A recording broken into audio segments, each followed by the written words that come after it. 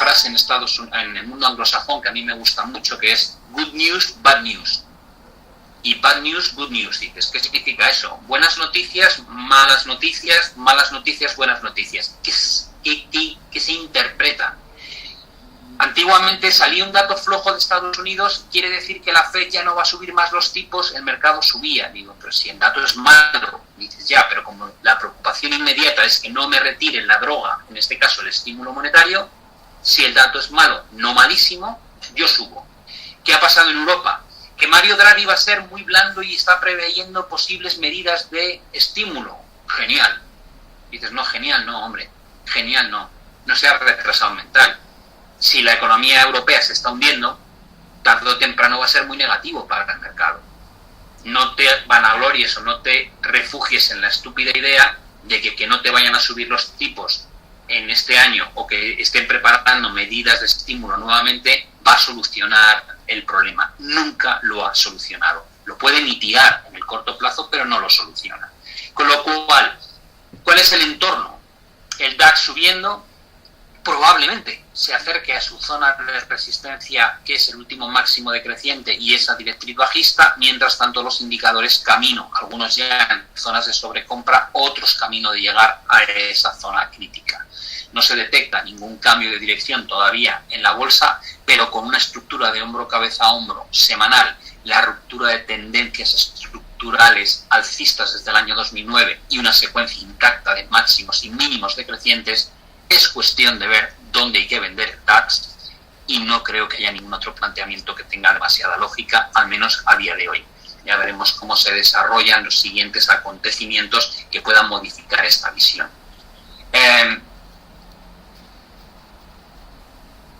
Vale, dejadme ver si hay alguna pregunta en torno a este primer bloque de presentación que os quería hacer. Los tipos de interés a los que hace referencia y el Euribor que miren el tipo de interés oficial es el que se marca en el día a día y muchos de los precios de las hipotecas están referenciados pues al Euribor o a tipos a medio largo plazo. De cualquier manera, en Europa toda la curva se mantiene a precios muy bajos, salvo en países como Italia, donde se cotiza un escenario más problemático y es por lo que hemos visto el repunte de rentabilidades de los bonos a largo plazo. Otro comentario, eso es horrible para el mercado inmobiliario en algunos países que tienen las tasas de interés casi en cero. Bueno, ahora haremos concretamente el diario, que me quiero centrar algo más en Estados Unidos.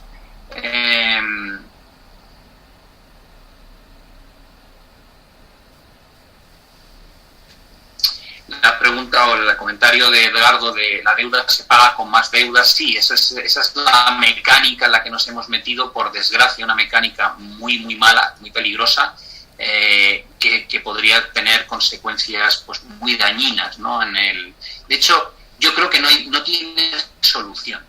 La situación de endeudamiento continuo no tiene solución.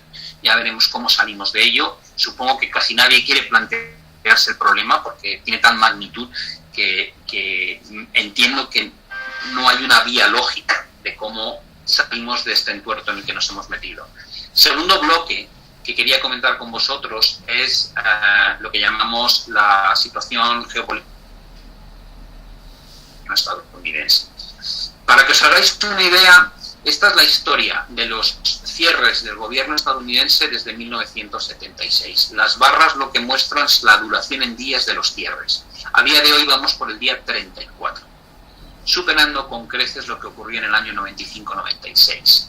Afecta a 420.000 trabajadores que no están recibiendo paga, pues van a trabajar porque están metidos dentro de lo que se llama servicios esenciales del país, y a 380.000 trabajadores que han sido mandados a su casa. Y afecta, como veis, a un gran número de agencias y servicios, justicia, agricultura, el tesoro, interior, transporte, comercio, etcétera, etcétera. ¿Cuál es la estimación que empiezan a hacer distintas fuentes de análisis en el mercado del impacto que va a tener la duración de un mes del cierre estadounidense? Como veis, ya hemos superado el mes. Las más agresivas las tiene Merrill Lynch. Merrill Lynch dice que si hay un mes de cierre del gobierno estadounidense, el PIB en Estados Unidos podría caer un 2%. Moody's, que es la agencia de rating, una de ellas, habla de 1,4. Y a partir de ahí vemos otras lecturas como Morgan Stanley o JP Morgan que hablan del entorno de 0,40 y tantos, 0,60 y tantos % de reducción de PIB. Las barras azules corresponderían a una semana de cierre, pero como hemos superado eso con creces no merece la pena ni comentarlo. ¿Qué es lo que dicen los propios miembros de la Casa Blanca? El consejero económico Kevin Hassett advierte que si el cierre del gobierno se extiende hasta marzo, la economía estadounidense podría no crecer nada de nada durante el primer trimestre del año. Sería un dato desastroso. Según las previsiones de Barron's, el cierre del gobierno americano implica que el 25% de todas sus inversiones federales se han paralizado. Las experiencias pasadas, y ha ocurrido con las presidencias de Ford, de Carter, de Reagan, de Bush, de Clinton y Obama, demuestran que cada vez que ha habido un cierre, ha habido un impacto económico negativo. Y el propio staff económico de Trump calcula que aproximadamente por cada semana que se mantenga la situación actual hay que restar un 0,13% al crecimiento. Lo cual quiere decir que con el tiempo que ha pasado desde que comenzó el cierre, ya estaríamos registrando una caída de 0,63% en la previsión de crecimiento económico respecto al dato anterior. ¿Cómo llegamos aquí? En diciembre del año pasado, Trump amenazó con cerrar el gobierno si no conseguía sus $5 billones para construir el muro con México. El 18 de diciembre, el Partido Demócrata ofreció 1,3 billones para reforzar la seguridad a la frontera, pero Trump inicialmente dijo que le parecía razonable y al día siguiente cambió de opinión, cosa que tampoco es muy raro en Trump porque cambia de opinión cada hora. Fue a firmar el acuerdo y el día 21 se confirmó el cierre efectivo del gobierno estadounidense. El segundo factor que me gustaría analizar, a todo esto no hay ningún viso. Ayer se rechazaron 2 en el Senado respecto al desbloqueo del cierre de Estados Unidos a nivel de gobierno, con lo cual no hay perspectivas de momento de que se vaya a lo que es la guerra comercial. El secretario de Comercio Wilbur Ross declara hace escasamente un día: las negociaciones se encuentran muy lejos de resolver sus diferencias. La expresión concreta: we are miles and miles from getting a solution. Estamos a millas de distancia de encontrar una solución. Tenemos un montón de temas pendientes donde no hay acuerdo. El vicepremier chino Liu He visita Washington a finales de este mes y se va a reunir con su homólogo en Estados Unidos para intentar acercar posturas. A raíz de esta reunión veremos cómo de cerca o de lejos están las dos posiciones. El consejero económico de la Casa Blanca dice que aún son optimistas, pero que lo cierto es que no tienen ni siquiera un borrador, ni un contrato, ni un acuerdo de ningún tipo en este momento. El punto más complicado, dicho por ambas partes, es el tratamiento de lo que Donald Trump llama robo de propiedad intelectual por parte de China. Este embrollo, ¿cómo está, o en el momento en que surge, cómo está afectando a los datos de crecimiento de China? China se había estabilizado en 2016 y 2017 con crecimientos en el entorno de 6,6-6,8%. Pero desde que empezó 2018 hemos visto cómo la desaceleración va en aumento. Por tanto, ese famoso soft landing o aterrizaje suave de la economía china parece que persiste. Hasta el punto están preocupados de que van a lanzar nuevos programas de estímulo al mercado. Las importaciones y exportaciones de China básicamente se han colapsado y están alcanzando los puntos más bajos de 2015 y 2016. Recordad que en 2015 fue cuando pinchó la burbuja china. Y a pesar de eso, todavía muestra que tiene un gran superávit comercial en relación al resto del mundo. ¿Cómo afecta a Estados Unidos? Estados Unidos tiene unas tasas de crecimiento envidiables para el resto del mundo desarrollado, pero hay un consenso que cifra el próximo dato en 2,8%. Si miramos el consenso y el real, no suele ser un fallo muy grande. 4,2 esperado, 4,2 real, 3 por 3 esperado sale 3,5, 3,5, 3,5, 3,5, 3,4. Probablemente el crecimiento económico en Estados Unidos próximo que se publique va a estar en el entorno de 2,8, lo cual representa un desplome de 0,6%.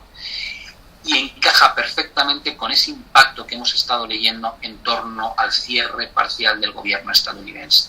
¿Vale?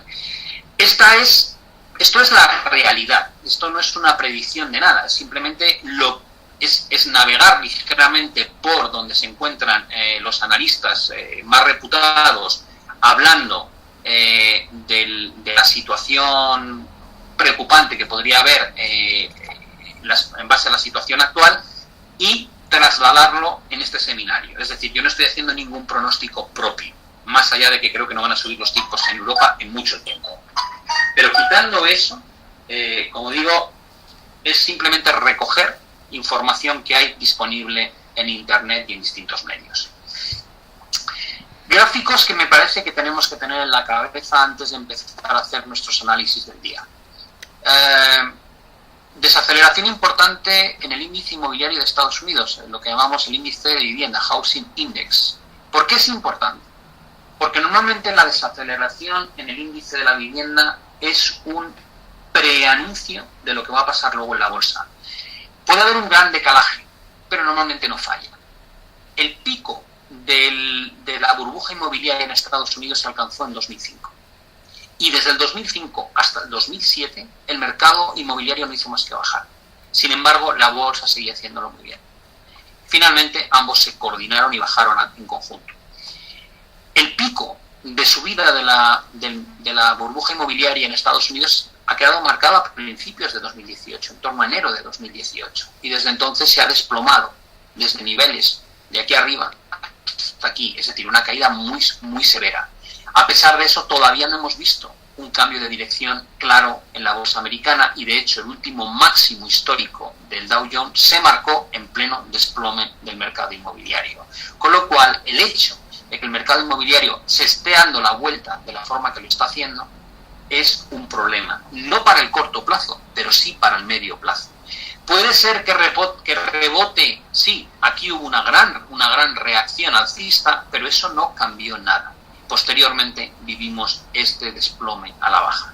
Por tanto, atentos a ese índice, que en principio no es una buena noticia en absoluto. Entremos un poquito más en detalle. ¿Cuántas ciudades en Estados Unidos empiezan a registrar que el valor de la hipoteca de la gente que ha comprado vivienda es superior al valor de la vivienda? Evidentemente provocado por el desplome del precio de la vivienda.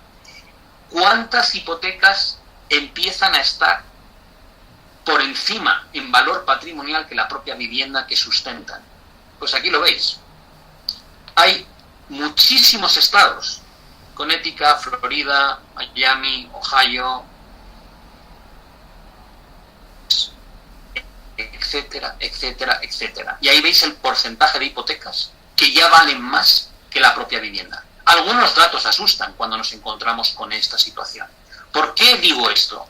Entre otras cosas porque cuando uno se endeuda para comprar una vivienda, ya sabemos lo que pasa cuando de repente el mercado inmobiliario pincha, empieza a hundirse, y uno descubre que tiene una carga financiera enorme y el activo por el cual lo ha comprado cada vez vale menos. Si es una inversión para vivir, probablemente aguantas y no pasa nada. Si es una inversión para especular, empieza a hacerte un daño terrorífico. Con lo cual, el panorama, como digo, no para el corto plazo, pero sí para el medio plazo, parece que se sigue deteriorando. Algunas otras relaciones que casi siempre merece la pena tener en la cabeza.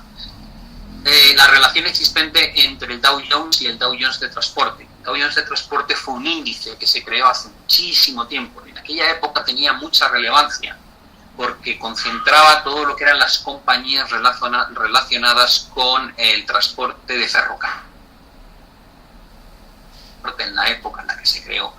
Y por tanto se decía que por un lado estaba el mundo financiero y por otro lado estaba el mundo real. Y el mundo real estaba ligado a cómo funcionaban las líneas de transporte de mercancías. Si se detectaba alguna ralentización en lo que era el trasvase de bienes de una zona a otra, quería decir que cada vez había menos impulso económico.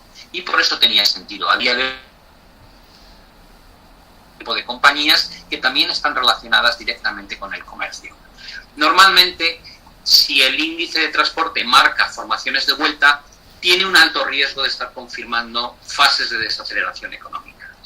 Aquí veis cómo se formó un doble techo en el índice de color rojo de transporte y empezó a ceder y posteriormente lo hizo la bolsa. Aquí se formó otro doble techo y acompañó la caída de la bolsa y a día de hoy tenemos un doble techo activo. ¿Cómo lo ven? Este fue el doble techo de 2007 y 2008, el doble techo del 2017 y 2018 es este que veis. Aparece después de romperse una directriz alcista que ha formado un canal que arrancaba desde el año 2009 y el final del desplome en 2008-2009 vino precedido de una gran divergencia alcista, como veis, y un gran movimiento a la baja en el índice. A día de hoy no tenemos ese gran movimiento a la baja y, por supuesto, no tenemos esas divergencias. De hecho, ni siquiera tenemos cumplido la proyección del doble techo. Por tanto, es algo que debería preocuparnos.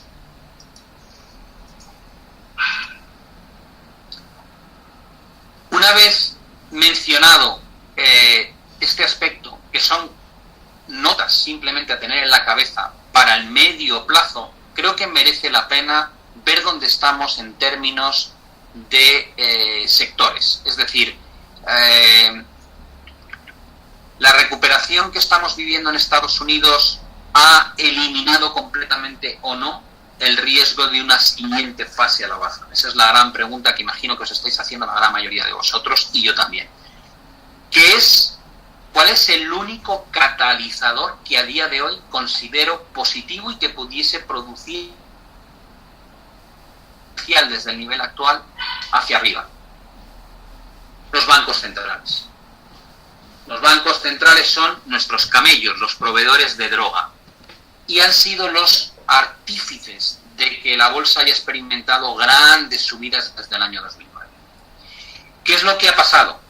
Lo que ha pasado es que tan pronto han decidido dejar de suministrar droga, pues nos ha entrado el mono. Y hemos visto un desastroso año 2018, especialmente un desastroso final de 2018.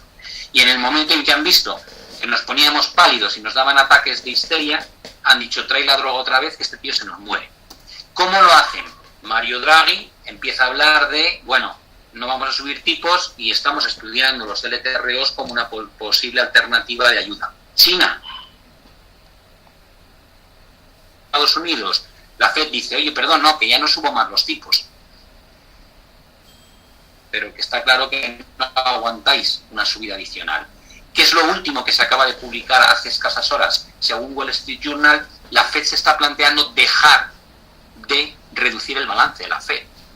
Un programa que se suponía que iba a estar activo durante los próximos años, mediante el cual el balance de la FED se iba a reducir desde los 4,4 trillones que tenía hasta niveles de 2 y pico. Según lleva activo desde octubre hasta hoy, ya están planteando en quitarlo, en frenarlo o en eliminarlo. Es decir, dar un paso atrás y decir, para, que el enfermo entra en shock. Si hacen ese tipo de medidas, si realmente todos los bancos centrales vuelven a estimular la economía, es muy probable que todavía nos quede movimientos al alza importantes. Ya lo hicieron en el año 2016 cuando hubo problemas.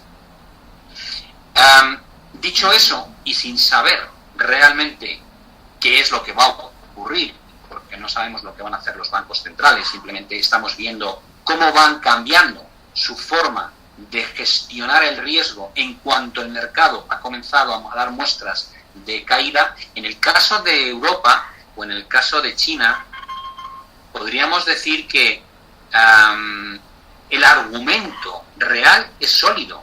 Es decir, la economía lleva 4 trimestres desacelerándose, con lo cual entiendo que estén preocupados y quieran levantar el pie del acelerador. En el caso de Estados Unidos creo que responde solamente a un tema, que es, y como Donald Trump vive con el termómetro de la bolsa debajo de la almohada, que parece que lo único que le importa es si la bolsa sube, qué bien lo hago, si la bolsa baja, qué mal lo hago, pues automáticamente se está dando la vuelta a ese mecanismo de retirada de estímulo cuando la economía todavía está registrando tasas de crecimiento realmente saludables y tienen el empleo en situación de pleno empleo. Es una vergüenza, en mi opinión, una auténtica vergüenza que un banco central como la Reserva Federal intente gestionar lo que pasa en la bolsa. Me parece una auténtica vergüenza. Es una demostración de hasta qué punto hemos llegado a una manipulación de los activos que teóricamente deberían funcionar en base a fuerzas de demanda y de oferta, y no a lo que haga el árbitro que ya cabecea y tira penaltis. La pregunta de si eso soluciona realmente el problema, no soluciona el problema, pero lo dilata. Es decir, cuando los bancos centrales abren el grifo, es como si un mecanismo que no funciona lo llenásemos de aceite, y entonces hay menos rozamiento y todo tiende a costar menos. ¿Dónde está el mecanismo? Es decir, abaratar el dinero, generar costes de financiación muy bajos, invita al endeudamiento, y el endeudamiento invita a la inversión y al consumo. Es así de sencillo. Con lo cual, si uno de repente se quita de la cabeza el límite ético de da igual cuánta deuda tenga, ¿no? Da igual si estoy apalancado a muerte, ¿qué más me da? Si tengo un banco central que vela por mis intereses. En el momento en que hacemos eso, podemos estirar la situación, lógicamente, bastante más. Ahora, ¿soluciona el problema? No soluciona nada, es una patada hacia adelante, nada más. ¿Cómo puede ser que, yo siempre digo lo mismo, creo que esto es mero sentido común, ¿cómo puede ser que en pleno pico de ciclo económico como el que vivimos a finales de 2017, principios de 2018, a nivel casi mundial, el nivel de endeudamiento estaba en máximos históricos, después de años y años de crecimiento? ¿Cómo puede ser? Es como si yo me tomo un ibuprofeno y como luego me sigue sentando mal, me tomo un antibiótico, y como me sigue sentando mal, me voy al hospital a que me enchufen algo en vena, y cuando salgo ya no me siento mal, me vuelvo a enchufar otra cosa, y cuando estoy perfecto, amigos, me sigo enchufando medicamentos. Eso es lo que estamos haciendo, ni más ni menos. Y dices, vale, ¿y qué va a pasar cuando el individuo al final se ponga enfermo otra vez? Cosa que está pasando en Europa y en China. Y después que vas a estar realmente mal, porque no hay nada que se te pueda dar que no se te haya estado dando ya. Se te puede dar más cantidad, más dosis, pero en el fondo te has vuelto un adicto a esas soluciones. Y dices, vale, pero entonces ese tío es un drogadicto, porque está acostumbrado a una cierta dosis continua de medicamento. Digo, claro, como todos nosotros estamos adictos a la deuda. Todo lo solucionamos igual, con más estímulo, con más intervención de los bancos centrales, y no con un comportamiento ético por parte de los gobiernos que deberían pensar, por Dios, si ingreso menos no puedo gastar tanto. Voy a ajustar fiscalmente el desequilibrio que tengo, en lugar de esperar que hay un ente, que es el Banco Central, que baja los tipos de interés para que cuando yo me endeude porque no quiero ajustar mi cuenta corriente, este endeudamiento me cueste poco. Es que no somos, yo lo veo y pienso, nos hemos vuelto locos, ¿vale? Pero eso no nos vale para gestionar. Simplemente lo que nos pone de manifiesto es el mercado, cómo ha derivado de los últimos 20 años a ahora. El otro día alguien me proponía, y de hecho lo daré en una de las conferencias que vamos a organizar, que no sé si será el Madrid Master Trading, y que compara situaciones actuales con situaciones pasadas. Y dices, claro, te pones a mirar gráficos y dices, mira, estoy comparando cosas iguales. Y dices, para, ¿cómo que cosas iguales? ¿Pero cómo que cosas iguales? No estuvo fomentado por deuda. No tuvo nada que ver. No como el de ahora. Es decir, lo de ahora es nuevo. Y dices, ¿nunca hemos visto endeudamientos como estos? Sí, claro que sí. Para financiar cosas como la Segunda Guerra Mundial. No para financiar los mercados. No para dar alas a que los precios de los activos se vayan para arriba. Pero qué disparate es ese. Y dices, no, es que si dejamos que baje, pasa como lo... Y entonces, quiebra el sistema. Es que a lo mejor no es un sistema viable por sí mismo. ¿Y qué parte de culpa tienes tú en que no sea viable? Porque has creado un monstruo a base de buscar ese tipo de soporte continuo de liquidez. ¿Dónde están los sectoriales? Dices, bueno, los bienes de consumo en Estados Unidos, el sector. Yo sigo viendo una estructura hombro-cabeza-hombro. Entonces, vale, ¿hay divergencias alcistas? No. ¿Hay máximos decrecientes y mínimos decrecientes? Sí. Digo, vale, pues este no me gusta. Servicios. ¿Hay ruptura de directriz? Sí. ¿Hay tendencia bajista de máximos? Sí. ¿Hay mínimos decrecientes? Sí. ¿Hay divergencia alcista en RSI que marque el final del desplome a donde me pueda agarrar? Algo de este tipo, algo tan importante como esto. Una gran divergencia entre los últimos mínimos decrecientes o un doble suelo, algo. No lo veo. Sinceramente no lo veo. Hay ruptura de directriz de largo plazo, eso sí que lo veo. Dices, vale. Sector financiero. ¿Hay un doble techo? Sí. ¿Se ha roto una zona horizontal? Sí. ¿Se ha roto la cuña alcista? Sí. ¿Hay divergencias alcistas? No las veo. ¿Qué hay? Una gran recuperación. ¿Hasta dónde? De momento hacia la zona pivote importante. ¿Tengo máximos decrecientes? Sí. ¿Mínimos decrecientes? Sí. No me gusta. Sector energía. ¿Hemos roto el último rango lateral a la baja? Sí. ¿Hay divergencias alcistas? No. ¿Qué es lo más positivo? Que todavía tenemos la tendencia principal. Pero el riesgo es que rechacemos. Y dices, vale, esta es una incógnita, es algo más neutral. Sector industrial. ¿Hay un doble techo? Sí. ¿Parece un pullback? Parece. ¿Hay divergencias alcistas? No. ¿Se ha roto directriz? Sector construcción. ¿Hay un hombro cabeza hombro activo? Perdón, consumo discrecional. ¿Hay un hombro cabeza hombro activo? Sí. ¿Hay máximos descendentes? Sí. ¿Hay mínimos descendentes? Sí. ¿Se ha roto la tendencia de largo plazo? Sí. ¿Hay divergencias? No me gusta. Sector financiero. Con otro. ¿Se ha roto la cuña ascendente? Sí. ¿Hay divergencias alcistas? No. ¿Hay máximos y mínimos decrecientes? Sí. No me gusta.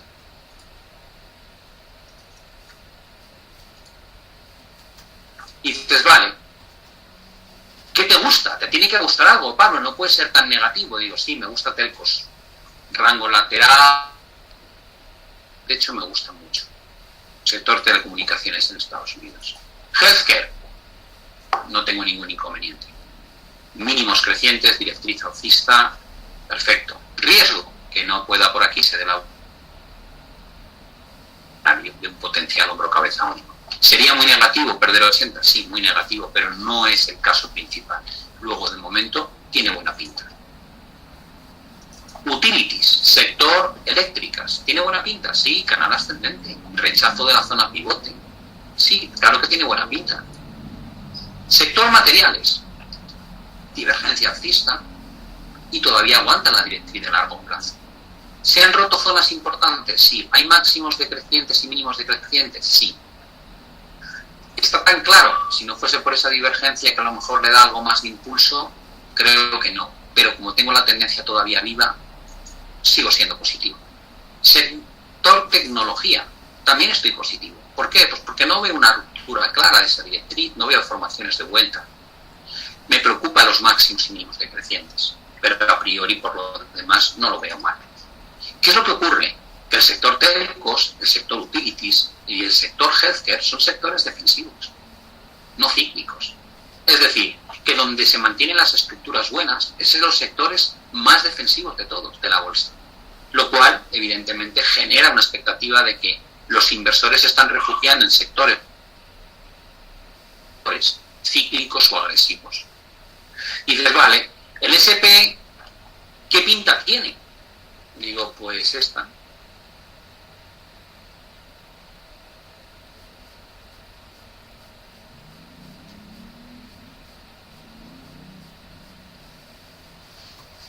Sí. ¿Hay divergencias previas?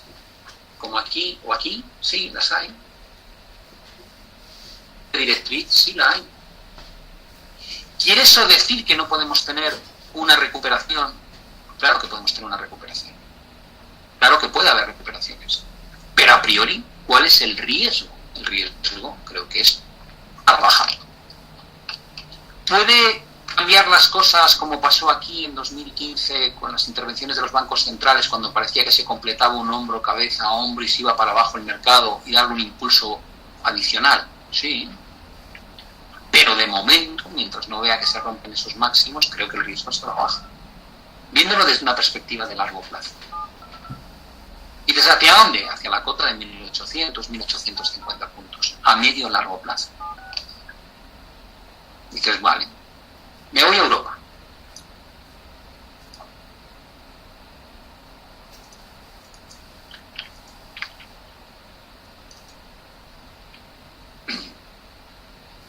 Podéis preguntar lo que queráis. Desde hace un rato.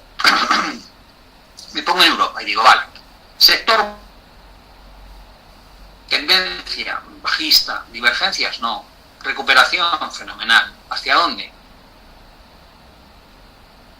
Pues bueno, pues aquí parece que vamos a encontrar un primer techo. Si no se para aquí, tal vez aquí, pero aquí es una venta, teniendo en cuenta esa tendencia estructural y que no hay divergencias y tampoco formación de vuelta. Y dices, vale. Sector autos. ¿Hay alguna formación de vuelta? No. ¿Hay alguna divergencia alcista? No. ¿Qué sensación? El último impulso bajista. ¿Vale? Posible escenario a largo plazo, volver a 400. De momento no tiene una pinta especialmente buena. Y dices, vale, pero imagínate que rompe aquí. Digo, sí, no, sí puede pasar. Si no, digo que no. Si siempre hay que plantear escenarios alternativos, pues imagino que habrá que esperarlo aquí. Pero no veo el argumento para entrar claro. Sector bancos, ya no zona euro, sino todos los bancos en Europa. Ahí sí hay una divergencia. ¿Qué hace más probable que se extienda el movimiento algo más? ¿Hasta dónde? Hasta la directriz. Tal vez nos quede todavía algo de subida. Y cuando lleguemos a esa directriz, digo, pues no parece muy sensato seguir estando positivos, ¿no? Las últimas veces hemos visto retesteo, aquí no llegamos y ahora tal vez un retesteo nuevamente. Y desde ahí el riesgo, nuevo movimiento hacia abajo, hacia la cota de 115, 120, donde está el gran soporte desde el año 2011. Con lo cual no me gusta. Por supuesto no estoy mencionando, lo digo porque a mí no me convence mucho el hablar de estas cosas, pero a mucha gente sí. La media de 200, descendiendo, claramente por debajo de ella, y así podéis ver todas ellas, media de 200, descendiendo y por debajo del precio, etcétera, etcétera. Por supuesto en bancos zona euro también. Sector materias básicas. Yo no veo divergencias aquí.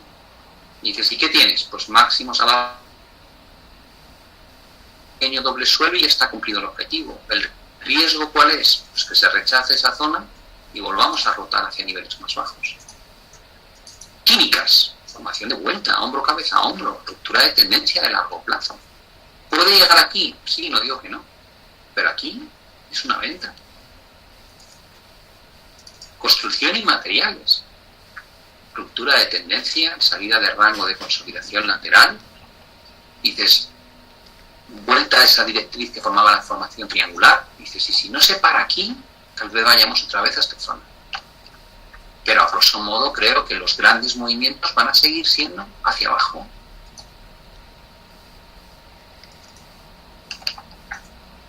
Servicios financieros. Ruptura de una zona pivote importante y de directrices. Vuelta a la zona de máximos previa.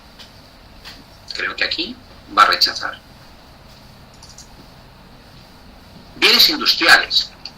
Doble techo de libro. Ruptura de directrices. No hay divergencias. Volviendo a la directriz en RSI, volviendo a la zona importante del techo, que es el neckline. Aquí creo que va a caer. Seguros. Recuperación más amplia de lo previsto, sin divergencias y formación de vuelta tipo hombro, cabeza, hombro y ruptura de directrices de largo plazo. Máximos decrecientes y mínimos decrecientes. A pesar de la recuperación que está teniendo, no me gusta. Artículos de uso doméstico, formación de vuelta tipo hombro, cabeza, hombro, sin cumplir el objetivo, sin divergencias alcistas, vale, y una recuperación. ¿Y qué?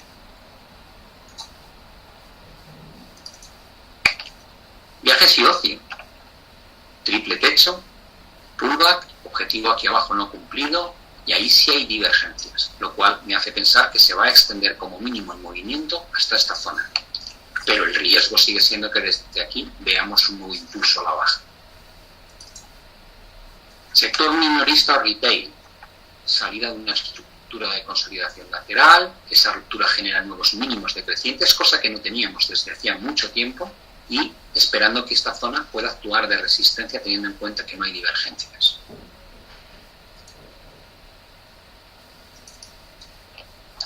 Sector telecomunicaciones. Último intento de la directriz de romper la directriz bajista fallido.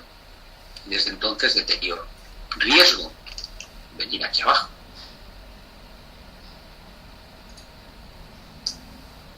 Sectores que ni bien ni mal. Alimentación. Ruptura de tendencia, pero no hace mínimos decrecientes, con lo cual hay divergencias. Tengo cosas positivas y negativas. De momento no lo veo extremadamente preocupante en absoluto. Sector media. Realmente hay una estructura con mínimos crecientes y máximos crecientes. Y estamos en un punto intermedio. Tampoco parece un problema. Eurostock 600. Antes de ir aquí voy a mostraros los sectores que tienen buena pinta. Tecnología. Tendencia intacta alcista, divergencia alcista y retesteo de los últimos máximos. Este sí que me gusta. Este creo que tiene buena pinta. Y sector eléctricas. Rango lateral, atacando la parte de arriba después de haber rechazado la zona pivote y haber roto previamente la directriz bajista.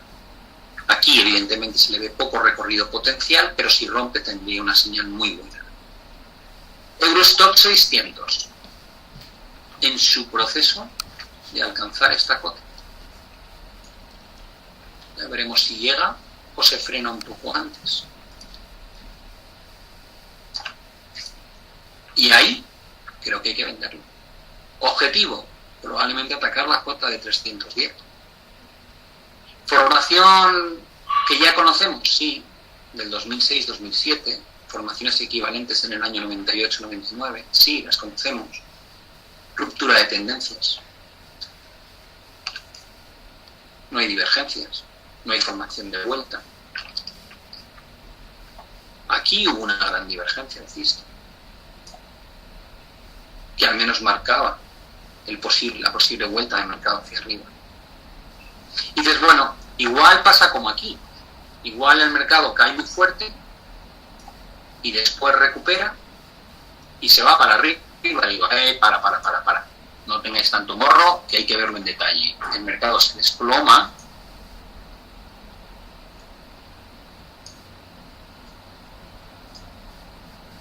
y después sube, vuelve a bajar, y entre esos mínimos decrecientes surge esta divergencia. Y es la base para un rebote mayor, una caída fuerte que deja un mínimo creciente y luego superamos el máximo anterior. Y eso ya empieza a alcistas. Yo no veo nada de eso aquí. No veo la divergencia, lo cual me hace pensar que debería quedar otro impulso a la baja, probablemente. No quiere decir que no se puedan invalidar las formaciones. Es decir, si yo me voy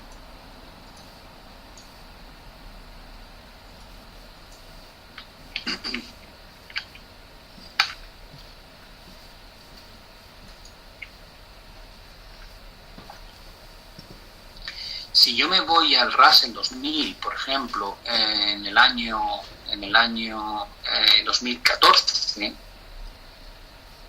aquí se formó una estructura de vuelta tipo hombro, cabeza, hombro, ¿vale? O lo que parecía un hombro, cabeza, hombro, y se rompió con mucha claridad. Y luego no funcionó, porque fijaos que luego el mercado se fue para arriba. Y dices, bueno, no puede pasar lo mismo. Digo, sí, pero en aquel momento no vimos del hombro, cabeza a hombro, con cierres por debajo semanales en el S&P, en el Dow Jones, ni tampoco en el Nasdaq. Ahora las rupturas parecen más generalizadas. Con lo cual,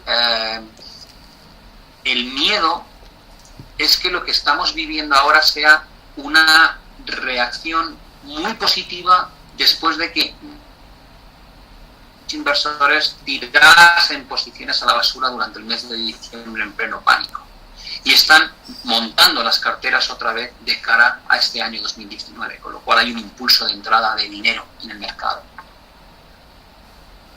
Como digo, todo puede ocurrir. Nos podemos encontrar con un mercado que nos sorprende al alza.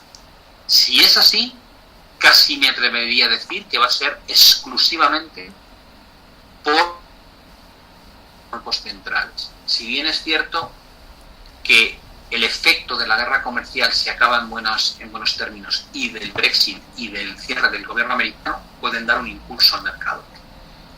No creo que a día de hoy se esté cotizando que va a salir mal eso. Es decir, creo que casi nadie cuenta con que pueda haber un hard Brexit. Nadie estaría comprando tan alegremente la bolsa europea si pensasen que pueda haber un hard Brexit, ni la libra cotizaría el alza como lo está haciendo a día de hoy, desde prácticamente hace una semana. Con lo cual, me da la sensación de que ese escenario, que es el que no va a ocurrir, está ya poniéndose en precio poco a poco.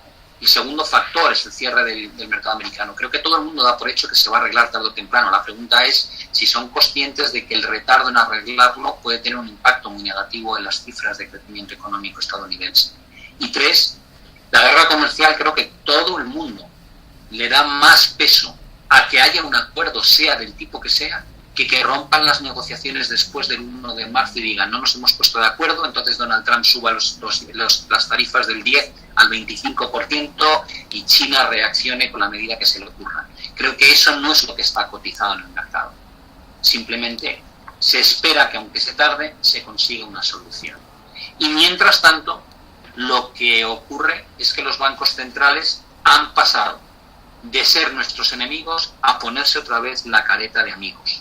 Y eso gusta muchísimo a los inversores, porque los inversores de esta década, los inversores de la década 2009-2019, son todos drogadictos. Es decir, no estoy hablando con la gente con la que yo operaba o invertía en la década de los 90, ¿vale? Que con toda seguridad estarán escandalizados de lo que está ocurriendo en el mercado a día de hoy. Sino que estamos hablando de gente que lleva viviendo el concepto de endeudamiento no pasa nada, liquidez no pasa nada, tipos bajos no pasa nada, desde hace una década, ¿vale? Dejadme que lea vuestros comentarios y antes de seguir, por si acaso hay algo que tenga que aclarar, voy a poner esa página que una página que me manda Carolina sobre sectores, que probablemente os venga bien. Los sectores los podéis encontrar, muchos de ellos en X-Station y muchos los podéis encontrar directamente en páginas como Investing o TradingView, ¿vale?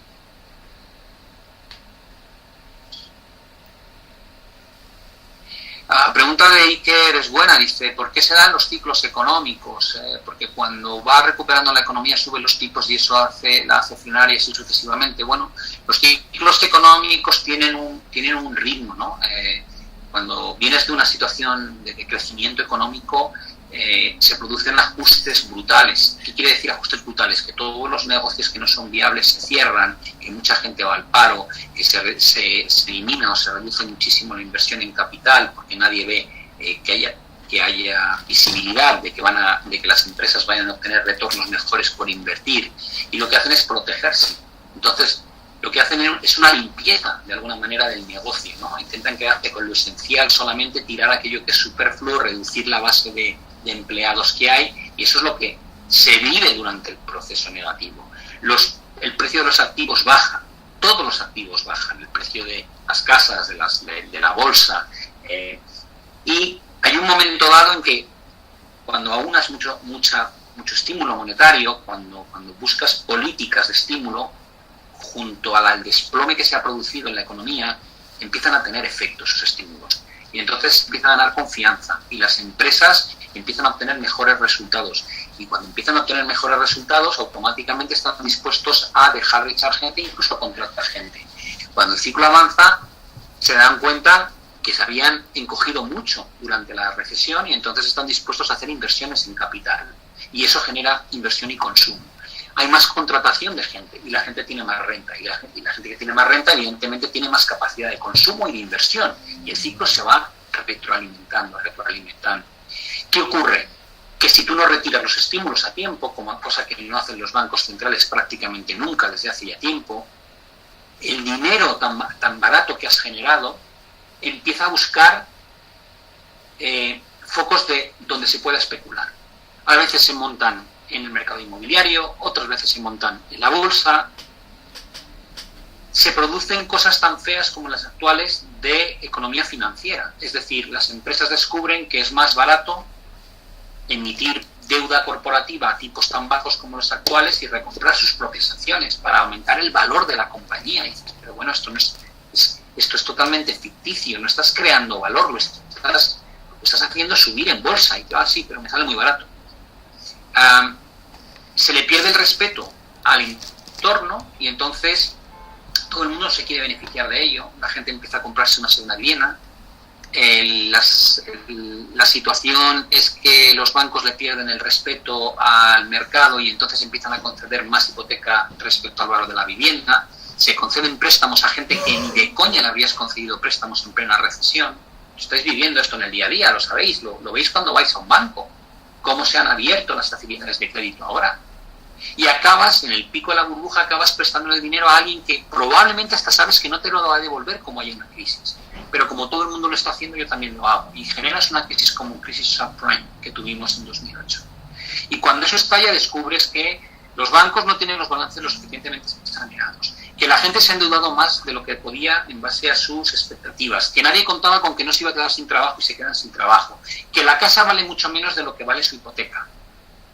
Y en ese entorno todo el mundo quiere consumir menos e invertir menos. Y eso hace que se desplome el crecimiento económico y cuando te quieres dar cuenta, estás otra vez en el otro lado del ciclo. Y entonces los bancos centrales intentan estimular la economía bajando los tipos de interés y abaratando otra vez el crédito con el fin de recuperar la confianza de los consumidores y de los inversores. Y esta estupidez que acabo de contar es nuestro ciclo económico de toda la vida. Hay momentos en que se producen fases especiales, ¿no? Que es cuando surge algo nuevo. Dices, la revolución industrial, la revolución tecnológica. Cuando pasa algo así, cambian los moldes y se alargan esos ciclos. Pero los ciclos no dejan de ser ciclos. Se pueden alargar, como pasó la década de los 90. El ciclo más largo, expansivo que se recuerda a raíz de la aparición de Internet y la implementación de la globalización en prácticas en Internet. Pero tarde o temprano, 2001 llegó la recesión. Ahora no hay ningún cambio, o al menos yo no creo que haya un cambio de esa magnitud. Lo que hay es una generación de subida del precio de las cosas a base de mantener artificialmente bajo el coste del dinero y permitir de esa forma que el endeudamiento crezca y crezca y crezca a niveles que jamás habíamos visto. Ahora la pregunta es, ¿cuándo pensamos que esto acaba?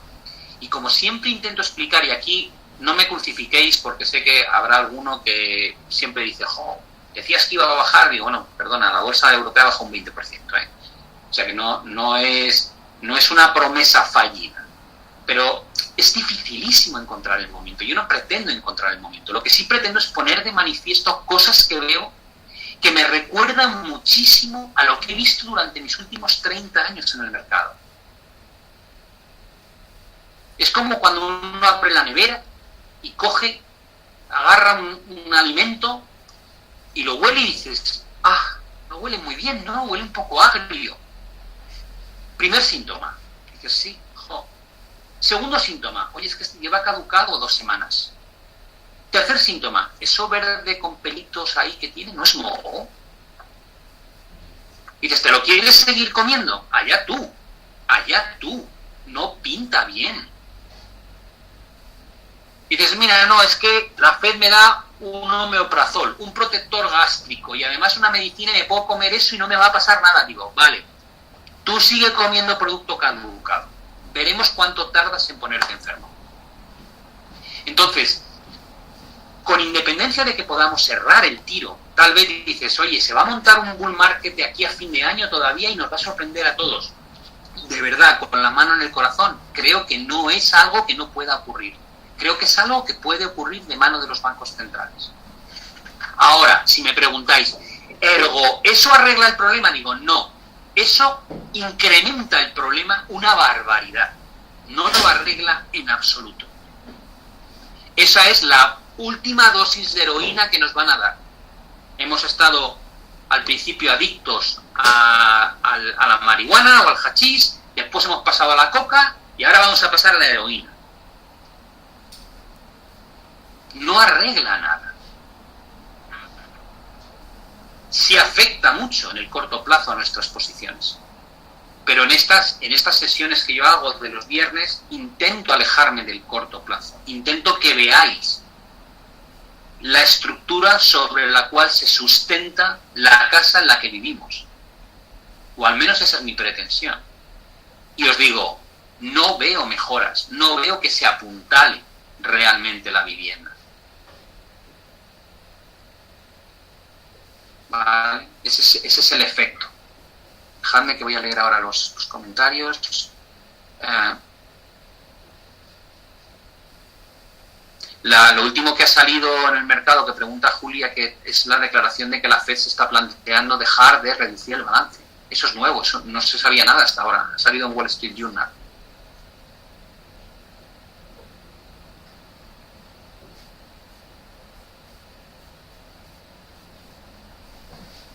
Que si tuviese que escoger 5 indicadores o gráficos para seguir constantemente el sentimiento del mercado, ¿cuál sería? Probablemente miraría la volatilidad, miraría la evolución del ratio put-call,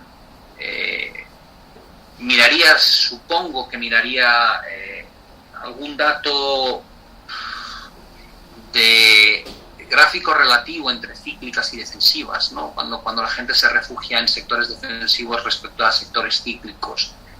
Y luego miraría relativos de qué tal lo están haciendo las regiones, ¿no? Creo que cuando las cosas se ponen feas, normalmente los mercados emergentes tienden a anticipar el mal comportamiento de lo que se ve en los mercados desarrollados. No es exacto, pero creo que sí sirve un poco de ayuda, algo así.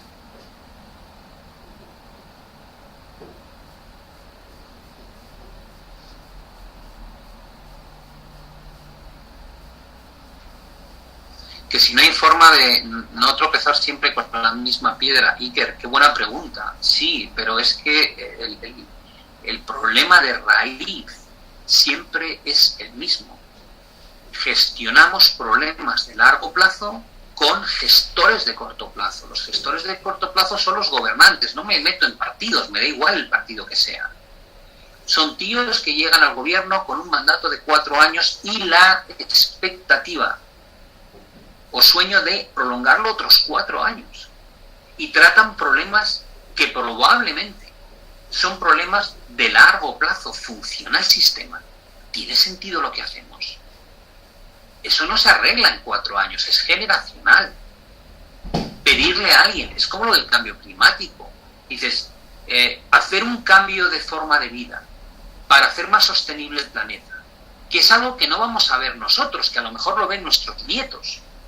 Dices, si se lo estás pidiendo a un tío que está gobernando durante 4 años y que lo que le importa es que las cifras de crecimiento económico sean buenas y que se le recuerde como un presidente que creó empleo y que mantuvo un nivel de bienestar alto. Nadie le va a pagar ni le va a premiar por hacer un movimiento contra la situación actual en favor de la situación futura. Creo que eso sí que es una percepción personal, es un problema de raíz. El timing es distinto, el del problema y el de la solución que buscamos.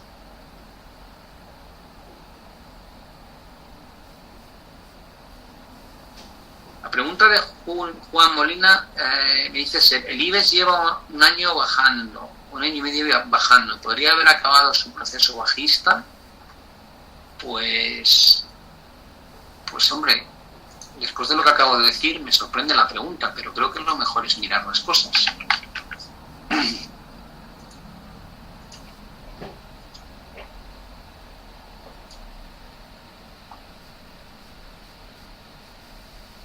¿Qué sectores son defensivos? Pues utilities, telcos, pharma, son los típicos defensivos.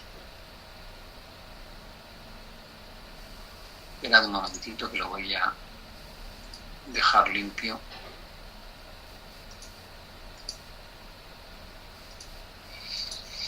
Vale, este es el IBEX.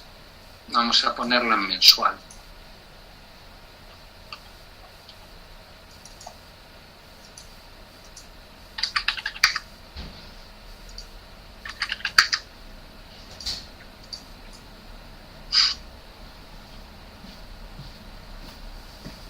La pregunta de si podría caer Estados Unidos cuando se arregle el problema, no lo creo, Julia, no tendría mucho sentido.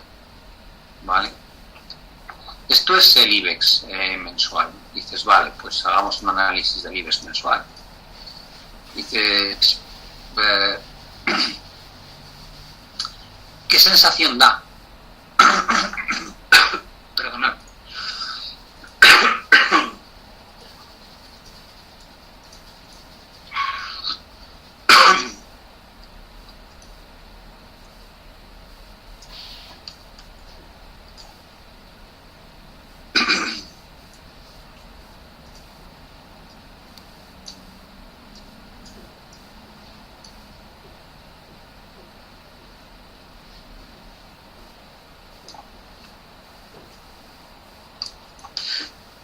Es esta la estructura del IBEX a largo plazo. ¿Cuál es la conclusión cuando ves esto?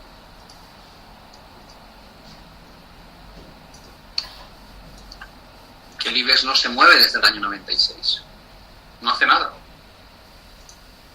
Aquí entraríamos a discutir, pero es que no estás mirando el IBEX Net Return que incluye dividendos. Digo, sí, cachondo, y tampoco tengo en cuenta la inflación. Porque si le resto la subida por efecto inflación, es decir, si le fluctúa el índice, me como todos los dividendos, con lo cual lo que veo es esta realidad. Está consolidando, correcto. Y dices, vale, ¿cuál es la tendencia desde el año 2017? Ahora ya nos vamos a un semanal. ¿Cuál es la tendencia de este gráfico?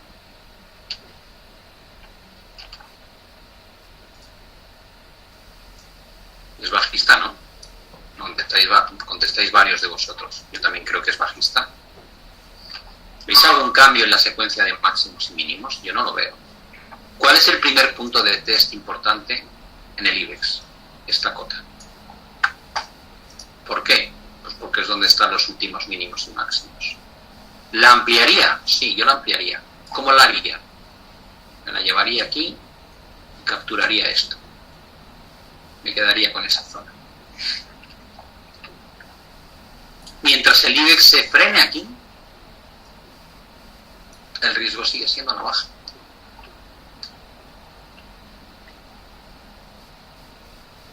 ¿Cómo es un proceso bajista?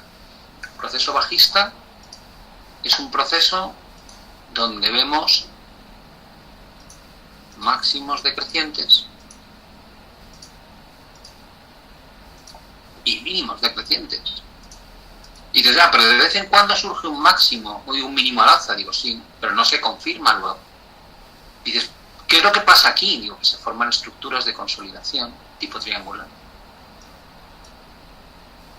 ¿Dónde hay un suelo? Cuando el mercado genera una estructura de vuelta, un doble suelo, y luego supera este máximo. Ahí es donde encontramos el suelo del IBEX. Y dices, vale,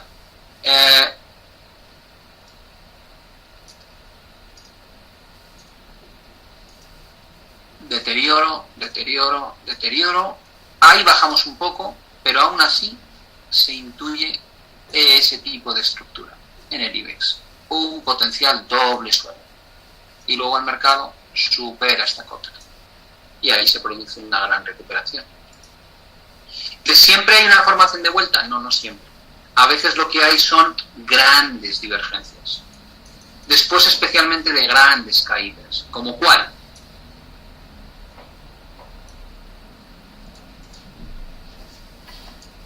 Como esta.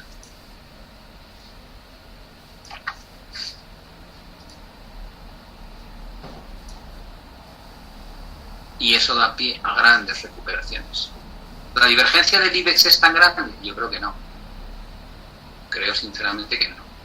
Aún así la he mencionado en los informes semanales, que era de los pocos índices europeos que contaba con una divergencia alcista. ¿Aquí hubo una divergencia grande? Sí, enorme. Entre esos mínimos. ¿Cómo es la bajada aquí? Exactamente igual.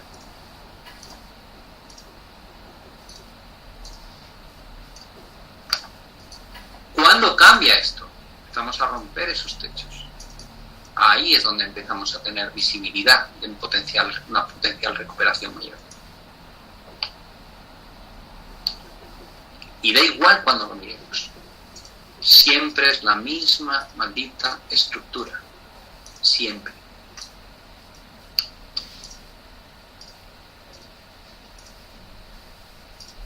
Y aquí abajo surge el primer síntoma de estabilización, divergencia entre esos mínimos. Y luego superamos ese último máximo decreciente. Y previamente habríamos tenido un mínimo al alza. Ruptura, pullback y empezamos a subir. Dices, bueno, pues algo así. A tu pregunta.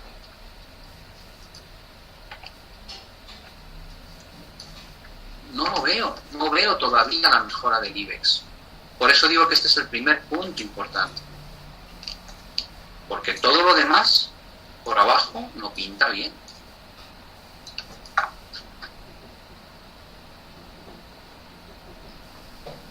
Y dices, vale, y si el IBEX rompe esto, entonces ya se arregla el problema. Digo, no, más vale que rompa el IBEX y rompan los demás índices.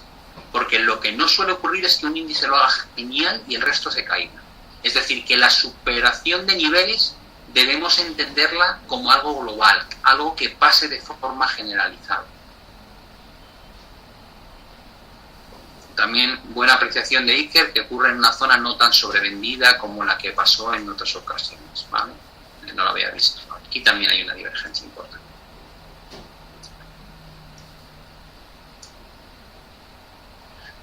Dices, bueno, ¿quiere eso decir que no puede venir aquí? No, yo nunca diré que no puede venir aquí. Digo que me parece poco probable. Y dices, y si vienes aquí, te diré, pues hay que intentar volver a vender.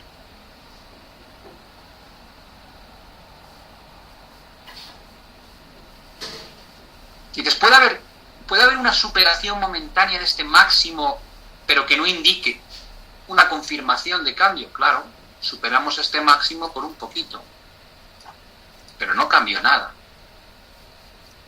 Por eso digo que hay que estar muy pendiente, no solo de lo que pase en torno al IBEX aquí, sino de lo que pase con el resto de los mercados también ahí.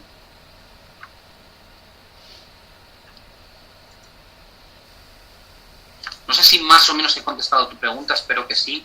Como ves, he hecho un análisis extremadamente básico, pero creo que refleja un poco cómo funciona la mecánica del mercado, ¿vale? Así que me parecía que iba a terminar a tiempo y ya me he vuelto a extender otros 11 minutos más de lo debido. Como siempre, muchísimas gracias a todos por haber estado en este seminario. Esta tarde haremos el SOS Trading para que podáis consultar sobre posiciones que tenéis abiertas, ya entrando en detalle en si son de corto plazo